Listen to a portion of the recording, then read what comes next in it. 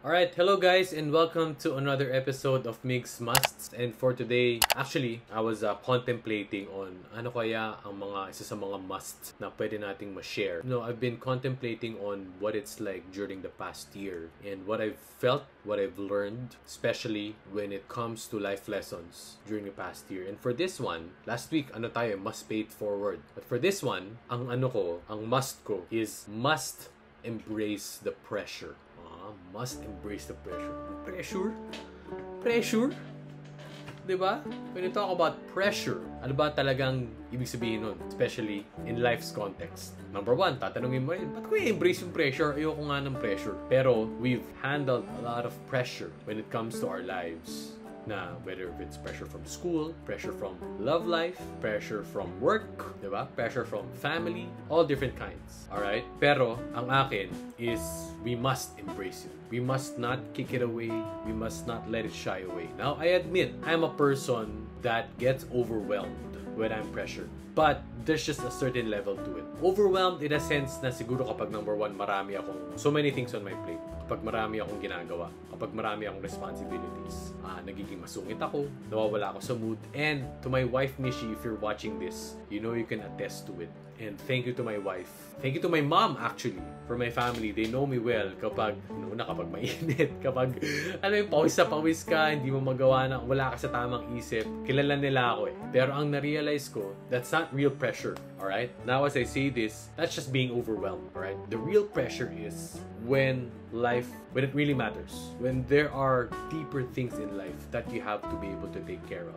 Maybe number one, feeding your family, at least in my case. Number two, COVID, lockdown, all the pressures na kaakibat nun, performing well at your job, and all different types. Diba? We've all experienced it in our daily lives. But what made me say this, to say must embrace pressure, is a quote from Damian Lillard. Diba? Tinanong siya, Damian Lillard, Dame time!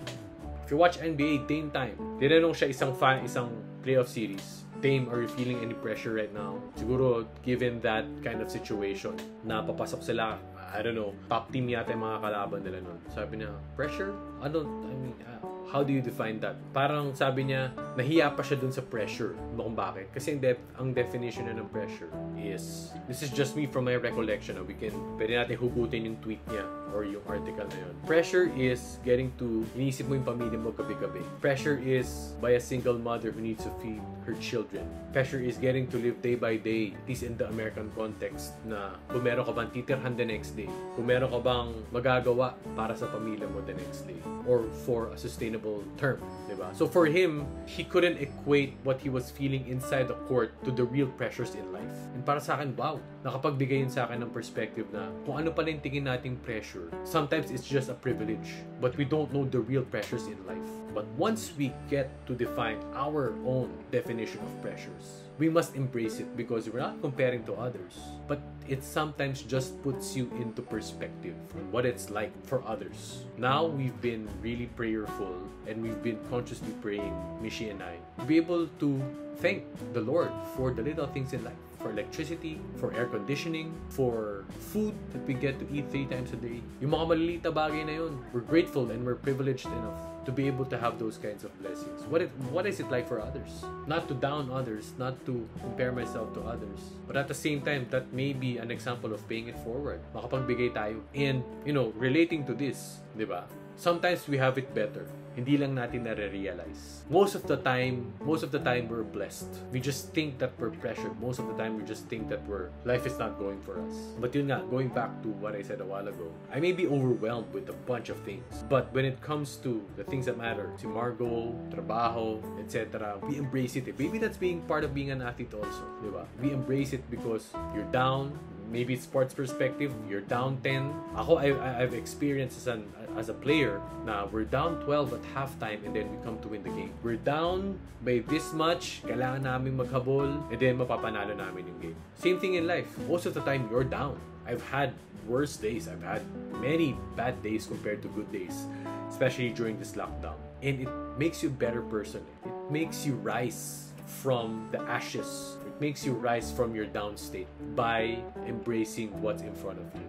Number one, alright? Number one is you have to be responsible. At least for me, diba? number one on how I embrace pressure is number one, I know that I have a duty to fulfill. I know I must be responsible for my duties, for my family, for my work. That's number one. That's taking the first step. It's easy to quit. It's easy to say na parang, ayoko na. Easy to say, bahala ka na dyan. But number one, you have to be responsible and accountable. Number one, for yourself, to be able to do your duty. To be able to do what you need to do. Kung ano man yun. Para sa asawa mo, para sa girlfriend mo, para sa pamilya mo, para sa trabaho mo. That is number one. Number two is, you must trust. Trust your abilities. Diba? Hindi ka naman nilagay dyan sa posisyon na yan dahil hindi mo siya magagawa. Hindi ka certain ganito sa trabaho mo. Hindi ka nilagay as certain ganito sa trabaho mo kung hindi mo kayang gawin. We can. We have our own capabilities. And sometimes, nawawala lang tayo. Nawawala lang tayo sa, sa right state of mind to be able to do what we need to do. And sometimes, you just need to go back to the basics and trust ourselves that we can get the job done. Right? Does that make sense? Diba? Kung sa thesis paper mo, naku, hindi ko na kaya. Ang dami kong kailangan gawin. Nakaka-overwhelm. Paano ko ba ito gagawin? Pero at the end of the day, matatapos mo rin pala siya. Wala namang gumawa nun for you. Diba? Siguro you've had some help. That's fine. You will get help. But at the end of the day, ikaw at ikaw pa rin ang gagawa niya. Trust in your own capabilities. And number three, give it all to your faith. Give it all to the Lord. You don't know what's gonna happen in front of you. You don't know what's gonna happen next pala. Bagsakan ka ng something, right? Bagsakan ka ng something, hindi mo alam kung anong kalalabasan. Is it gonna be pass or fail? Is it gonna be success or failure? But what we don't know what lies ahead of us is si Lord lang ang makakapagsabi. And most of the things in life, like I've experienced this, especially in 2020, when I didn't know I was gonna have a job. Sunod-sunod yung layoff nun sa ABS. And after the shutdown, I didn't know if we were gonna have jobs. Totoo yun. Legit, true story yun. And just very thankful that we're still in this position. Alam nyo, talagang number one, sabi ko, I know what I'm capable of doing. I trust in my abilities, and if ever I get to have a job still, I will do it to the best of my abilities. I will be responsible. I will do whatever it takes to feed my family. Right? That's legit pressure. But at the end of the day, pinagpakubaya lang namin sa Panginoon. Up until now, thankful to have a job. Daming nawalan during this lockdown. Daming nawalan. Pero at the end of the day, binibigyan pa rin ng Panginoon. It's not because hihintayin mo lang siyang dumating. But of course, also, a part of that is gagawa mo rin ng paraan. But more than that, it's just by trusting in the Lord. Lord, you got this. Lord, kayo na pong bahala kung saan nyo ako dadalhin. Kaya I mentioned in a couple of episodes ago na walang mali eh. Kung ano man ang ibigay sa'yo, parang regret is not part of the vocabulary. And that's because kung ano man ang ibigay sa'yo ng Panginoon, nilalagay ka na sa certain direction. I have my own direction. If you're having this certain direction, it's not necessarily wrong. It's not necessarily a regret or a mistake. Baka nilalagay ka dyan. Pwedeng nakahinga ka from konting pressure o baka pressure point siya para sa'yo. Pero nilalagay ka dyan to shape your character. To define you as a person. To define your character as someone for a better person. Maybe character as a mom, as a dad, as an ate, as a kuya, as a career person, who knows, diba? So kung ano ang kinalalagyan natin dito, and I believe so, when we get out of this pandemic, we will become the strongest generations ever because we've gone through this, just like on how our elders have gone through wars, have gone through maybe the Spanish flu, or maybe the World War II, diba? Or martial law even. So that this will make you a better person. Those are real pressures in life. And how do we come out of it? We're just gonna give up? Bahala na? Kayo na bahala? Or are we gonna do something about it and at the same time lay it all to our feet? You answer.